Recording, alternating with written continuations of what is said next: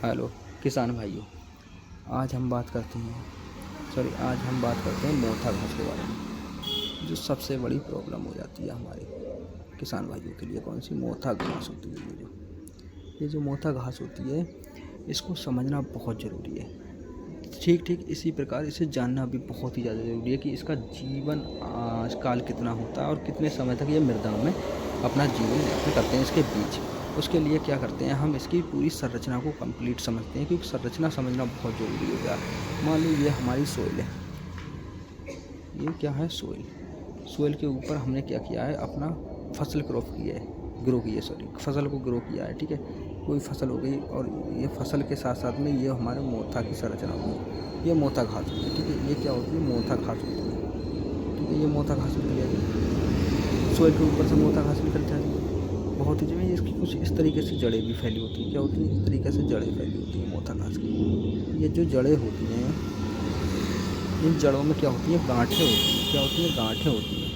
इन जड़ों में इस तरीके से गांठें बनी होती हैं। ठीक है, इस तरीके से गांठें होती हैं। क्या होती हैं? इस तरीके से गांठें होती हैं। ये गांठें ही बहुत ही बड़ा रोल अदा करती हैं इसके जीवन यापन, क्योंकि इन्हीं के माध्यम से ये पौधा अपना जर्मिनेट करता है और निकलता है ऊपर के लिए, और बहुत तेज़ी से विकास भी करता है।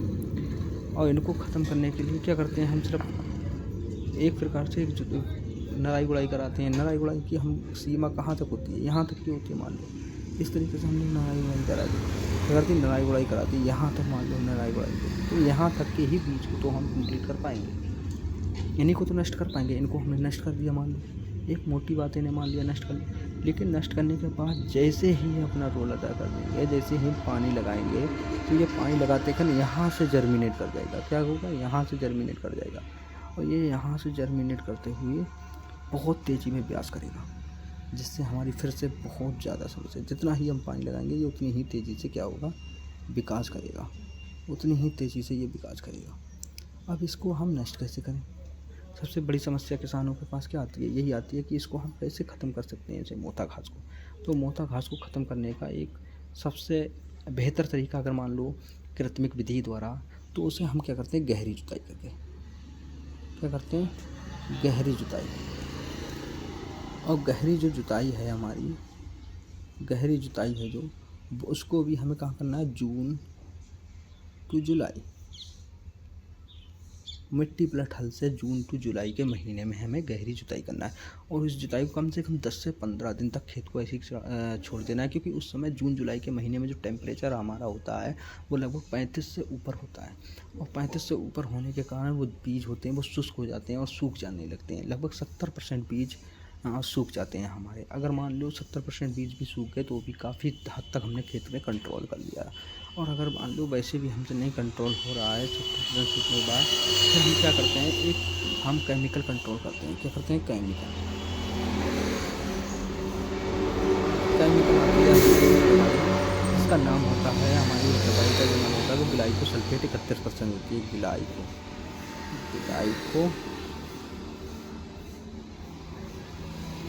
सल्फेट 71% एस जी होती है। ठीक है, क्या होती है? 71% एस जी होती है। ये सभी प्रकार की घासों को नष्ट करती है। सभी प्रकार की जितनी भी घासें हैं वो नष्ट होती है, मगर इसके लिए सबसे बड़ी जो कंडीशन होती है वो ये होती है कि खेत में किसी भी प्रकार की फसल नहीं होना चाहिए, खाली खेत होना चाहिए, और खाली खेत में ही हम इस दवाई का प्रयोग करेंगे। ठीक है, क्योंकि क्रॉप में हम इसका प्रयोग नहीं कर सकते, चाहे वो गन्ना हो या मक्का हो या कोई भी फसल हो, उसके अंदर इसका प्रयोग हम बिल्कुल भी नहीं कर सकते इस दवाई का। अगर मान लो हमारे खेत में हमने क्रॉप लगा रखी है, मान लो हमने लगा रखा है मक्का, या फिर हमने लगा रखा है इस मक्का के साथ साथ हमने लगा रखा है गन्ना। क्या लगा रखा है? गन्ना। गन्ना एक मेजर क्रॉप होती है जो हर इंसान लगाता है, किसान लगाता है। ठीक है, मेजर क्रॉप होती है और इसे हर किसान लगाता ही लगाता है। तो इसमें मान लो हमारी मोथा जमे आई है, तो उसे कंट्रोल करने के लिए क्या करना होगा हमें? उसके लिए हमें केमिकल अगर कंट्रोल की बात की जाए, तो केमिकल कंट्रोल के लिए हमें सबसे इसमें एक दवा आती है, सबसे बेहतर दवाई होती है, जो उसका रिज़ल्ट भी अभी तक किसानों ने प्रयोग किया है, बताया है, उनके अनुभव से पता चला है कि बेहतर रिज़ल्ट है। उसका नाम होता है हेलोसल्फोरान मिथाइल। क्या होता है? हेलोसल्फ्योरान मिथाइल 75% आती है WG में। क्या आती है? 75% WG में। हाइलोसल्फोरान मिथाइल आती है। यहाँ हाइलोसल्फोरान मिथाइल क्या होती है? ये 75% WG में आती है, जिसकी जो पैकिंग होती है वो 36 ग्राम होती है। कितनी होती है? 36 ग्राम का एक पैकेट आता है, जो क्या होता है? प्रति एकड़ होता है। प्रति एकड़ होता है। 36 ग्राम की पैकिंग 1 एकड़ में प्रयोग की जाती है। और इसके लिए नमी होना खेत में बहुत ज़रूरी है।